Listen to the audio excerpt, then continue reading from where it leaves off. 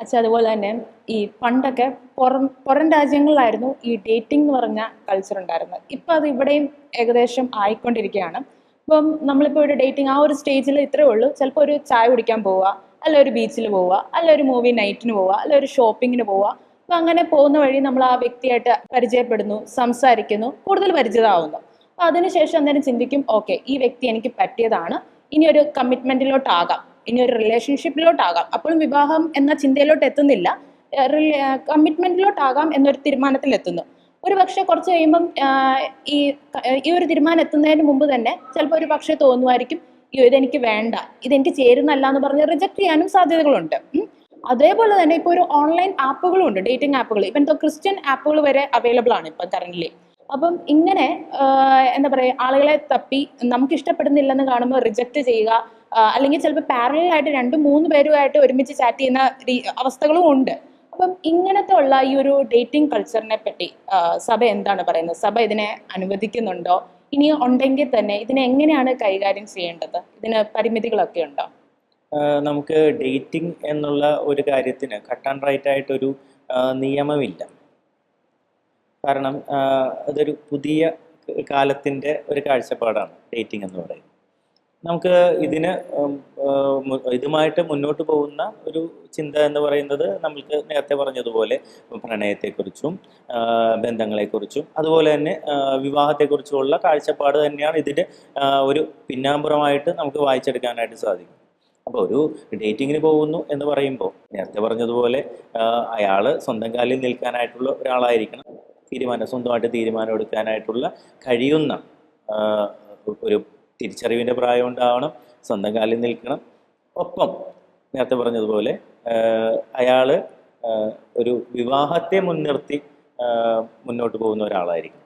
അപ്പോൾ ആ ഒരു ഡേറ്റിംഗ് ആപ്പുകളിലൂടെയും അല്ലെങ്കിൽ ഇതുപോലുള്ള ഡേറ്റിംഗ് എന്ന് പറയുന്ന ഒരു വാക്കിലൂടെയും ഉദ്ദേശിക്കുന്നത് ഒരു സമയം പോക്ക് അല്ലേ, ഒരു ടൈം പാസ് എന്ന നിലയിലാണ് ഈ കാര്യങ്ങൾ ഉദ്ദേശിക്കുന്നത്. അപ്പോൾ അങ്ങനെയുള്ള ഒരു കാഷ്വലായിട്ടുള്ള ബന്ധങ്ങളെ സഭ തീർച്ചയായിട്ടും പ്രോത്സാഹിപ്പിക്കുന്നു.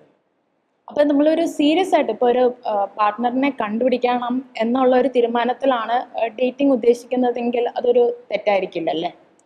തീർച്ചയായിട്ടും പ്രണയങ്ങളെ കുറിച്ച് പറയുമ്പോഴും ഈ ഡേറ്റിംഗ് തീർച്ചയായിട്ടും അവിടെ എപ്പോഴും ഒരു അതിർവരമ്പുണ്ട്.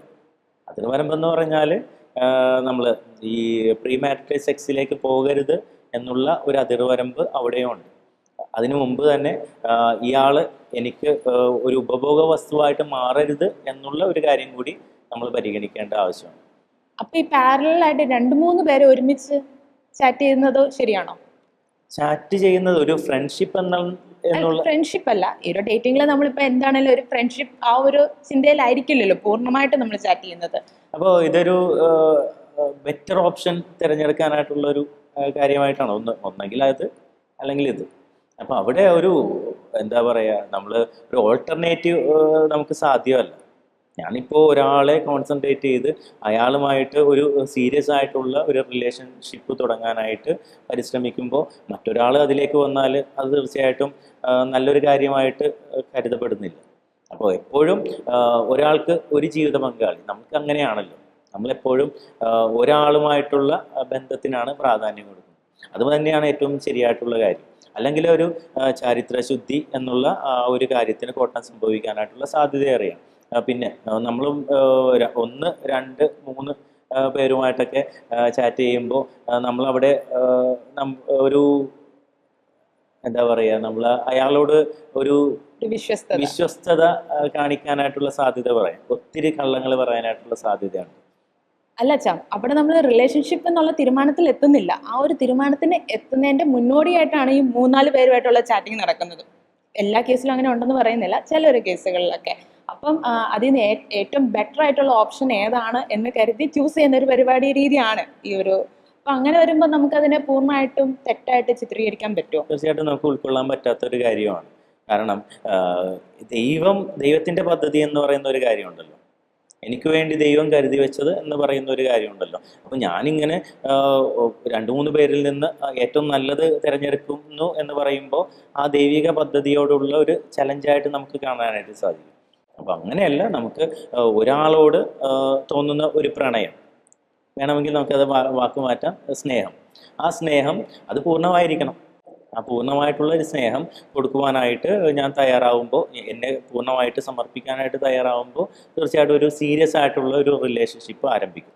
അത് സീരിയസ് അല്ല എന്ന് കരുതുന്നത് കൊണ്ടാണ് നമ്മൾ രണ്ടിനും മൂന്നിനും പുറകെ പോകുന്നത്. അപ്പം അത് തീർച്ചയായിട്ടും ചീറ്റിംഗ് എന്നുള്ള രീതിയിൽ തന്നെയാണ് നമുക്ക് കാണാനായിട്ട് സാധിക്കും.